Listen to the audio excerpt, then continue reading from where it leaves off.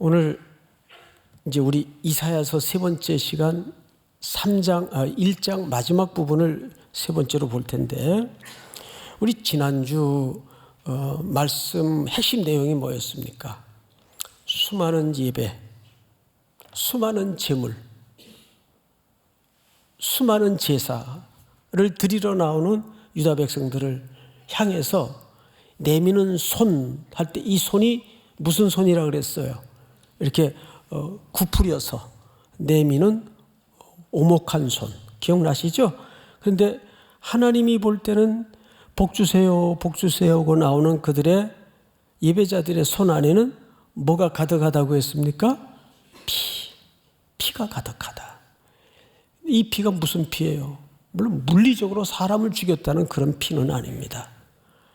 이웃을 돌아보지 않고 이웃이 죽어서 피를 철철 흘리고 있는데도 오히려 자기들의 권력과 종교적인 잘못된 열광주의에 빠져서 착취하고 하는 가운데 담아진 피를 얘기합니다. 그 손을 펼쳐서 더 탐욕에 붙들리고 자기들의 이익에만 매몰되어서 복 주세요, 복 주세요. 이제 우리 그런 예배 좀 이제 하지 말자, 그만하자. 누가 저 성전문 좀 닫자, 이런 예배 중단되도록. 너무 싫다.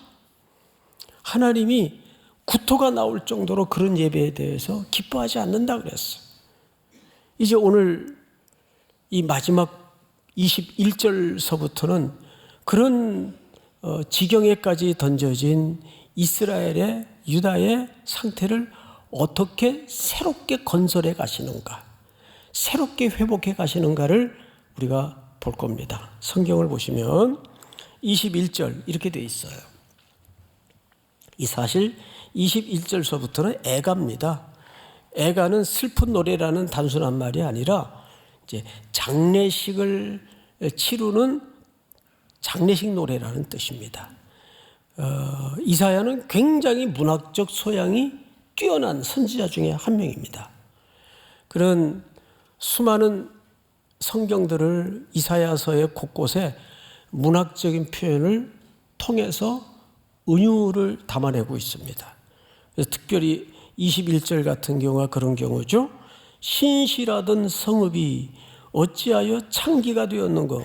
이것도 하나의 문예적 표현이에요.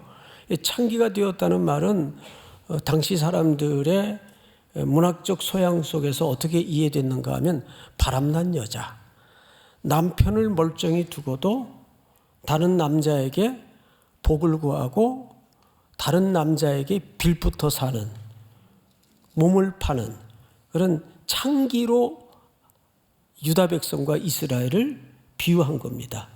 그런데 어떤 여인이었는데, 신실하던 성읍이, 이 성 할 때는 항상 여성형을 쓰죠.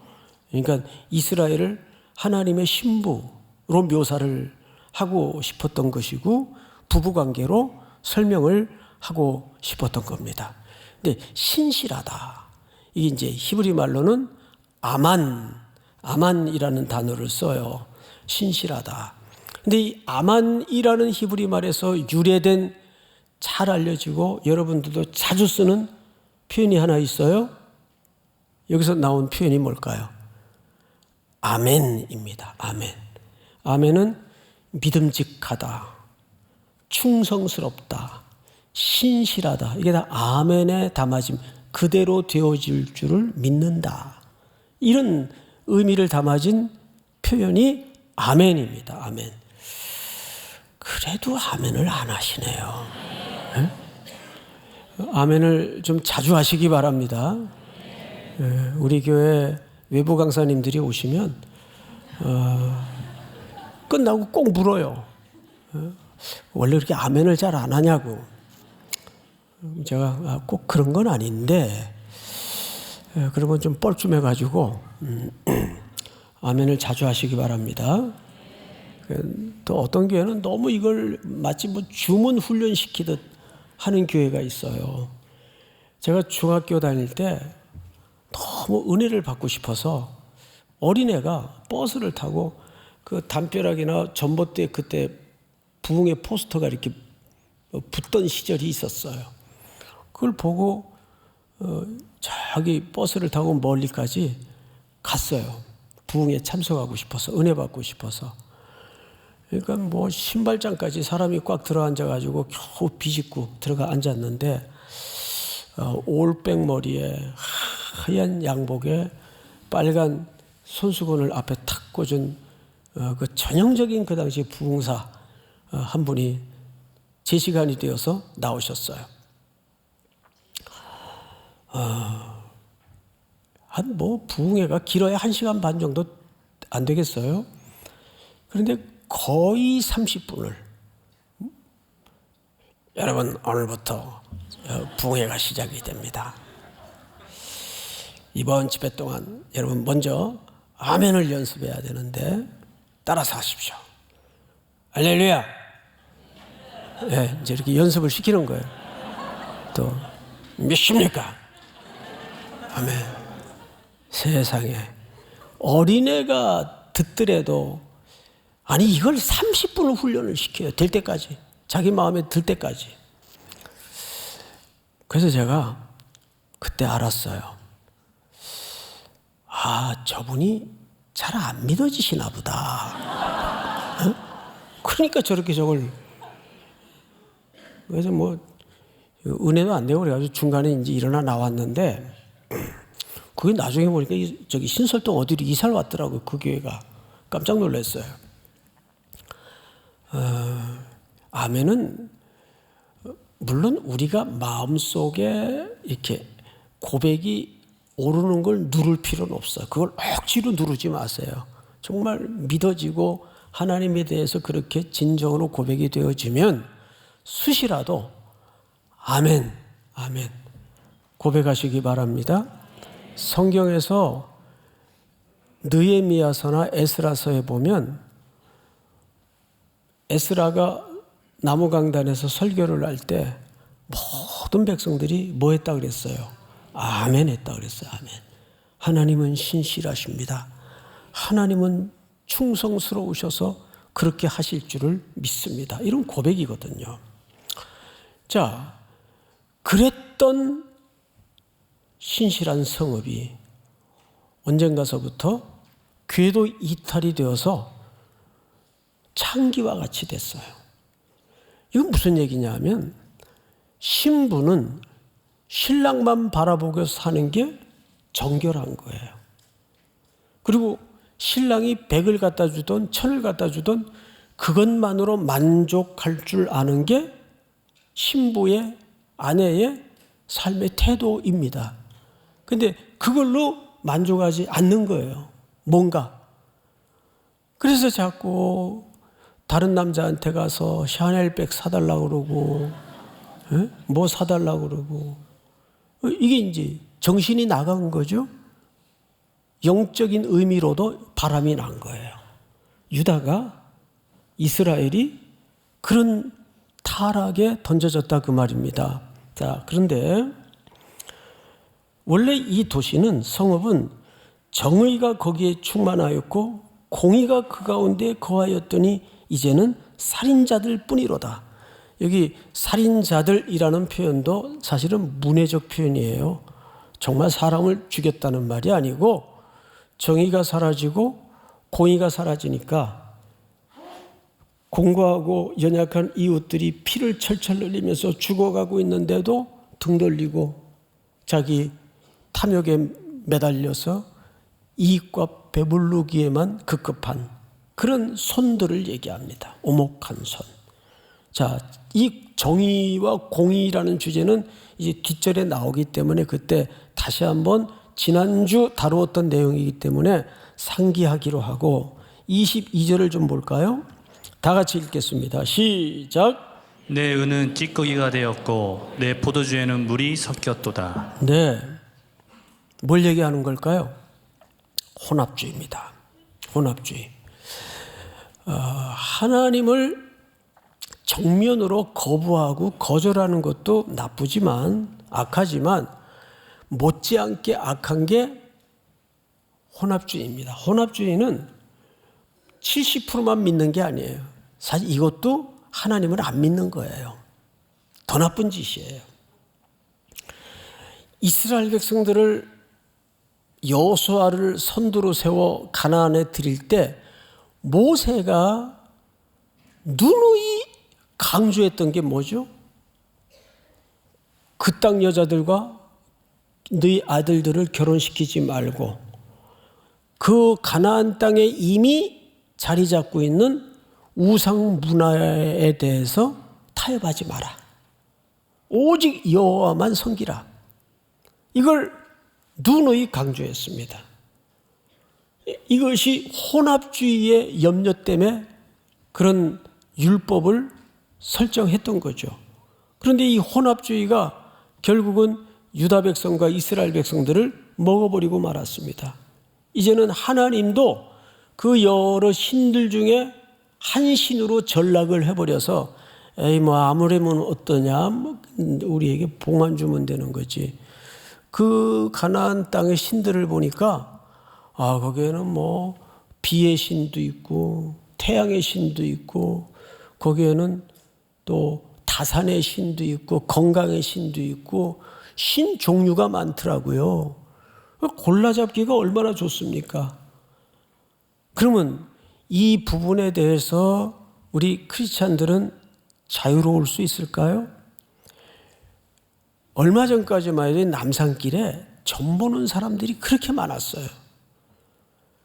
쭉 점쟁이들이 그 언덕길에 앉아 있습니다. 그런데 그 사람들을 대상으로, 저 미아리 점집을 대상으로 요즘은 점집들이 아주 골목까지 내려와가지고 통계를 한번 어느 기독교 저널에서 냈는데 깜짝 놀란 게 그렇게 그리스도인들이 점을 보러 많이 온대요. 그래서 이제 무당이 당신은 나보다 더 큰 신을 섬기는데 왜 나를 찾아왔냐고. 당신은 그 신을 믿어야 살아. 교회 나가야 살아. 은혜를 또 대박으로 받아가지고 교회 와서 간증을 하고. 실화입니다, 실화. 헷갈리는 거죠, 서로. 예? 오히려 무당이 더 용해. 예? 여러분, 이런 참 우픈 일들이 얼마나 많은지 아세요? 길을 찾고 사주 보러 다니고. 타로 하지 마세요, 그거. 이 TV들이, PD들이, 이 정신들이 나가가지고 이제 그런 걸 하나의 문화로 자리 잡도록 은근히 부추기는 세상이 돼버리고 말았어요. 지금 그런 게 슬그머니 하나씩 안 끼어드는 프로가 어디 있어요? 다 이상한 짓들 하고 있죠. 여러분, 재미라도 그거 하면 안 됩니다. 예? 예수 믿는 분들은. 정갈한 신부가 뭐예요? 왜 그런 거에 그 사소한 문제라도 목숨 걸고 운명을 걸어요? 이스라엘 백성들이 그런 범죄에 빠진 거, 혼합주의, 다원주의에 빠진 겁니다. 다원주의는 하나님을 믿는 게 아니에요. 그건 불신이에요, 말 그대로. 혼합주의도 물론 마찬가지고. 성경을 잘 보세요. 23절. 네 고관들은 패역하여, 관리들을 얘기하겠죠. 도둑과 짝하며 다 뇌물을 사랑하며 예물을 구하며 고아를 위하여 신원하지 아니하며 과부의 송사를 수리하지 아니하는도다. 그러니까 고아, 과부, 나그네, 사회적 약자들은 안 돌아보고 돈 있는 사람들만 돌아보더라, 그 말이에요. 왜 그럴까요? 그들은 정말 공의가 뭔지 몰라서 그랬을까요? 정의가 어떤 건지 몰라서 그랬을까요? 왜요? 당연히 알죠. 법 공부한 사람들이 법을 제일 많이 알 텐데, 쉽게 예를 들면 오히려 법을 가지고 약자를 편들지 않고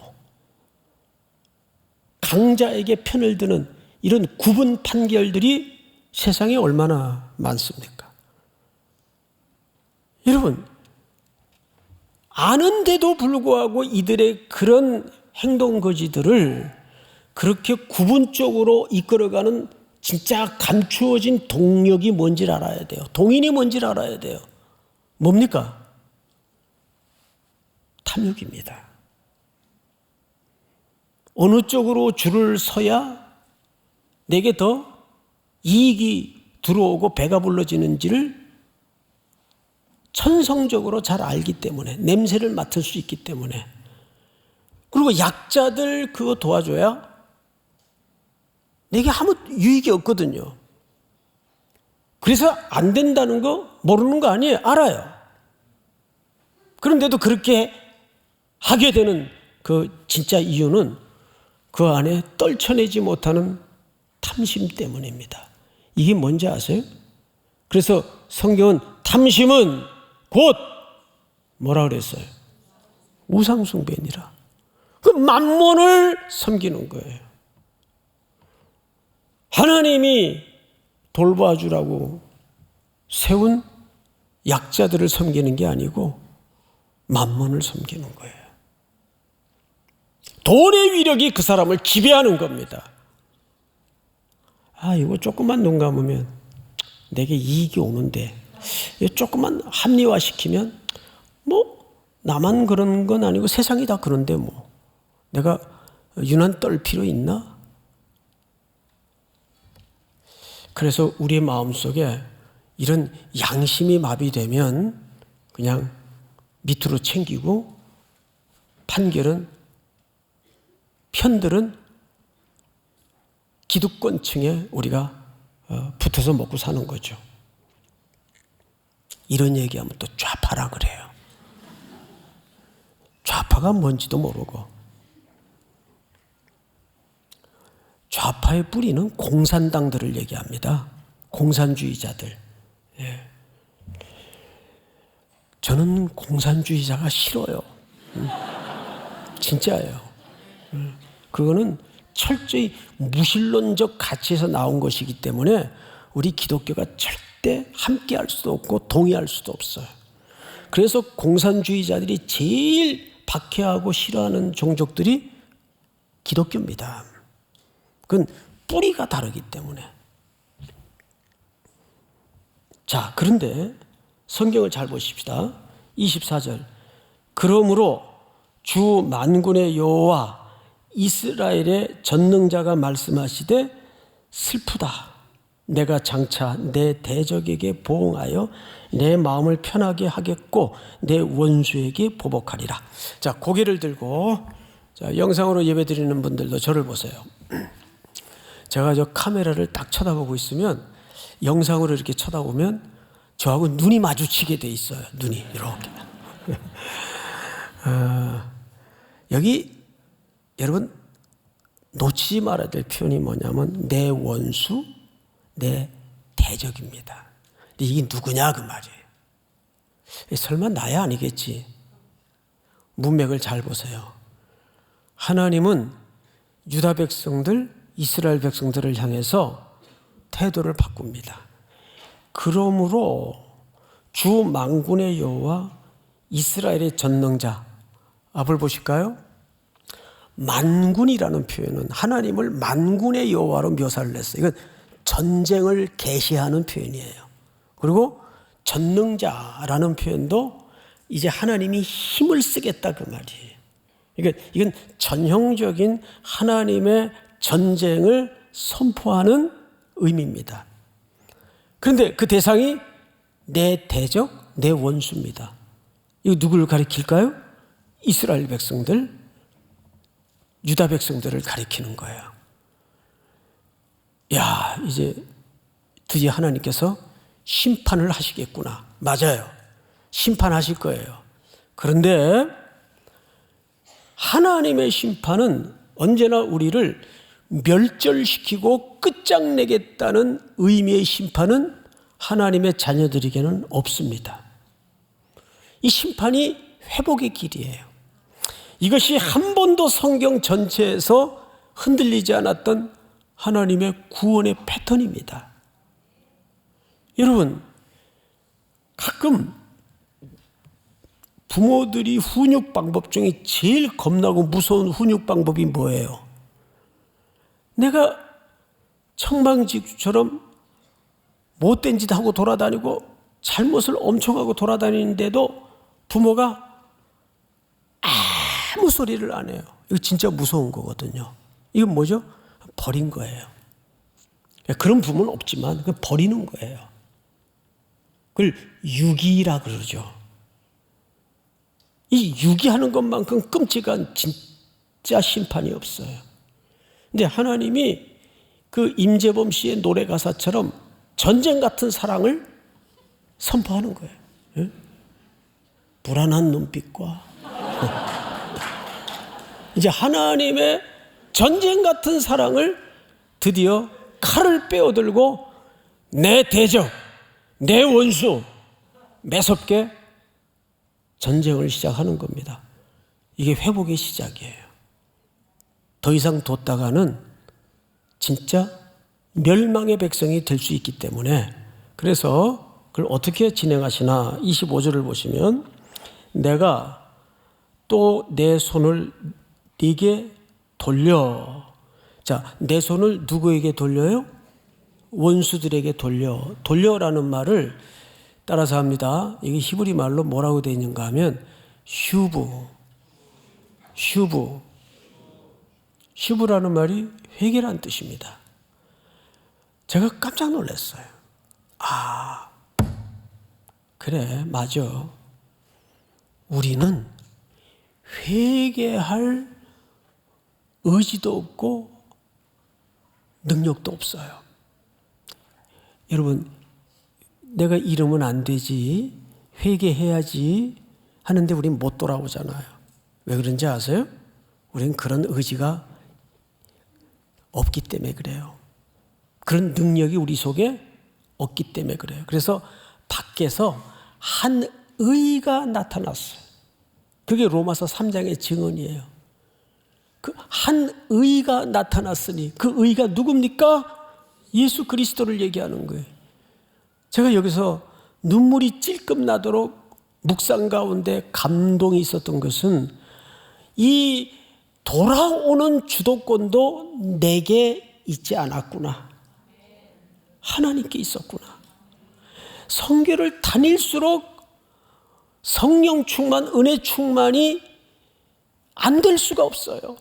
그 끔찍한 지옥, 생지옥과 방불한 그 현장에 우상에 매여서 묶여서 삶을 살아가는 그들을 바라보면서 그들에게 복음을 전하러 다니지만, 어쩌다 나는 무슨 복이 있어서 내가 예수 그리스도를 구주로 고백하게 되었고 그분의 손에 붙들릴 수 있었는가? 이게 내 의지가 아니고 나의 깨달음이 아니더라고요. 이 슈브라는 말은 그 주도권이 하나님께 있다는 얘기입니다. 그런데 여러분들 갖고 계신 성경 밑에 그 난을 보시면 돌려라는 말에 일하고 풋노트에 뭐라고도 가능하다고 돼 있어요. 대여. 이 대여라는 말이 무슨 뜻이에요? 터치하다. 손 댄다 그 말이에요. 대여. 내가 손을 네게 대여. 그러고 보면 모든 사망의 자리, 죽음의 자리에 과부요 독자를 친구 겸 남편 겸 의지하고 살았던 과부에게 독자가 죽었어요. 장례식을 치르러 고을 사람들이 외길에서 나오다가 예수님과 생명의 행렬과 만남이 이루어집니다. 예수님은 율법을 깨고 그 관에 시신에 손을 대어 그 아들을 살려내시고 생명을 어머니의 품으로 돌려보냅니다. 방금 전까지만 해도 그 행렬은 어떤 행렬이었습니까? 통곡과 울음과 처절한 절망의 눈물이었어요. 그런데 아들을 손을 대어 예수님이 손대시면 됩니다. 우리 힘으로 돌아올 수 없어요. 우리 힘으로 회복할 수 없어요. 그 바라나시라는 생지옥의 도시에 좋은 정치 지도자가 일어난다고 되는 게 아니에요. 그들에게는 예수라는 생명밖에는 방법이 없어요. 믿습니까? 오늘도 여러분들이 지고 이고 나온 모든 고단한 삶의 문제를 우리 주님이 손대시는 은혜가 있기를 주의 이름으로 축복합니다. 주님이 손대셔야 돼요. 왜 찬송의 고백처럼 주 떠나가시면 내 생명 헛되네. 믿습니까? 주 떠나가시면 우리 생명이 헛된 거예요. 먼지예요.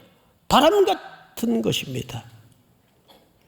오늘도 여러분들의 삶의 구석구석에 주님의 더운 입김과 그분의 뜨거운 손길이 맞대어지는, 돌아오고 회복되는, 생명이 살아나고 일어나는 은혜가 있어지기를 축원하고 축복합니다.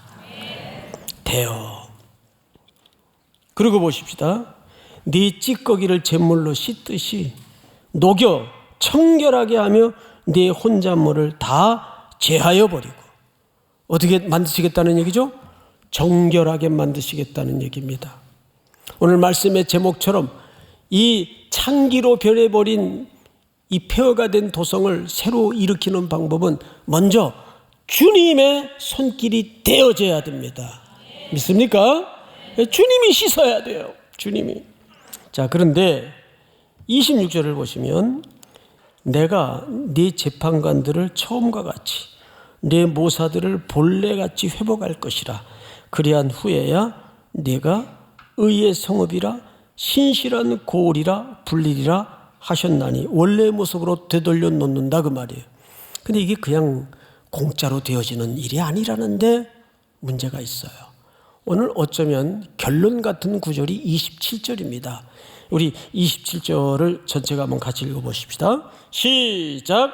시온은 정의로 구속함을 받고 그 돌아온 자들은 공의로 구속함을 받으리라. 아멘. 여기 지난주 다루었던 공의와 정의 문제가 다시 등장합니다.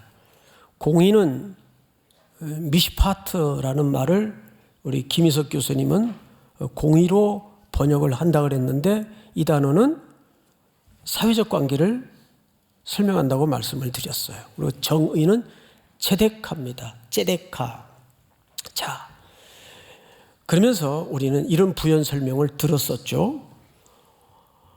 하나님과의 관계가 옳게 설정이 안 된 사람은 대인, 이웃과의 관계도 옳게 만들어질 수가 없다. 기억나시죠? 자, 그런데 오늘 27절을 보시면 시온은 정의로 구속함을 받고 그 돌아온 자들은 공의로 구속함을 받으리라. 여러분, 정의와 공의가 한꺼번에 완성된 자리가 어디입니까? 십자가입니다. 하나님은 십자가에 정의를 세우셨어요. 그냥 우리가 지어서 저질러서 영원히 죽을 수밖에 없는 그 죄악을 그냥 없는 걸로 해줄게. 자, 치우자. 이렇게 하나님이 그 죄를 간과하지 않았어요. 아들을 십자가에 약속대로 보내셔서 그 십자가에 내가 죽을 모든 죄악들을 아들이 대신 지시고 하나님의 정의를 바로 하셨습니다. 그 정의를 기초로 먼저 하나님과 우리 사이가 회복이 됐어요. 하나님의 뭐가 회복이 된 거죠? 체데카, 미시파트가 동시에 이루어진 겁니다. 그러니까 하나님의 공의와 하나님의 사랑이 입맞춤한 유일한 자리, 십자가입니다. 믿습니까?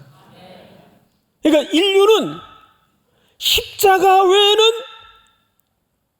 살 수 있는 방법이 없어요.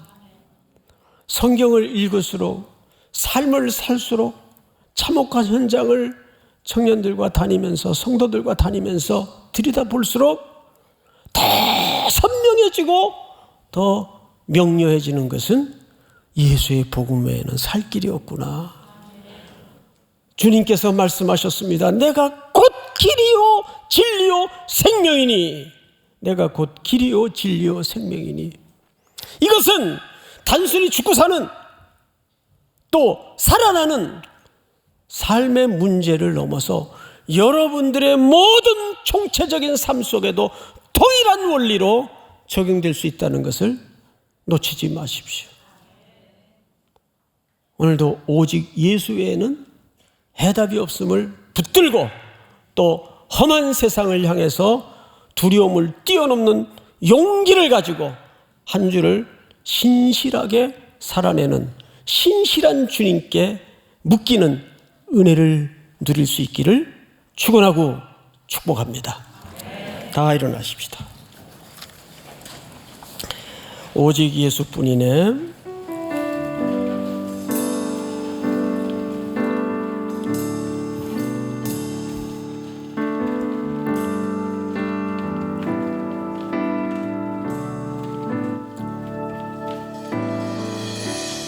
은혜 아니면 살아갈 수가 없네. 호흡마저도 다 주의 것이니 세상 평안과 위로 내게 없어도 예수 오직 예수뿐이네. 은혜 아니면 살아갈 수가 없네. 호흡마저도 다 주의 것이니 세상 평안과 위로 내게 없어도 예수 오직 예수뿐이네. 우리 두 손을 높이 들고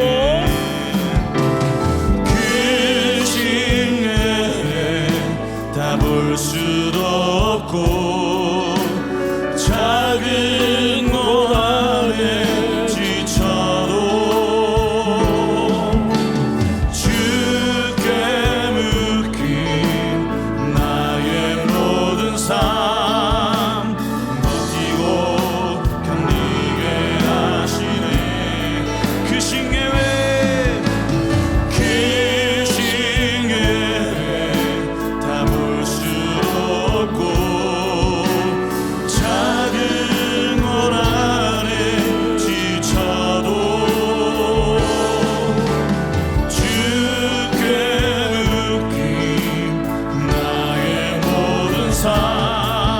버티고 견디게 하시네. 아멘. 은혜 아니면 살아갈 수가 없네. 나의 모든 것 다 주께 나의 모든 것 다 주께 맡기니 참된 평안과 위로 내게 주신 주 오직 예수뿐. 우리 후렴만 다시 한번 은혜 아니면 살아갈 수가 없네. 나의 모든 것을 다 주님께 맡겨드립니다. 다 주께 맡기니 참된 평안과 위로 내게 주신 주 예수 오직 예수뿐이네. 우리 서신 채로 한번 눈을 감고 통성으로 짧게 기도하십시다. 슈브. 오 하나님, 내가 주님께로 돌아가렵니다. 내 인생에 찾아오셔서 손대어 주시고 하나님의 정의와 공의가 입맞춤한 십자가를 바라보며 돌아가게 하여 주시옵소서. 우리 한번 주여 부른 다음에 기도합니다. 주여.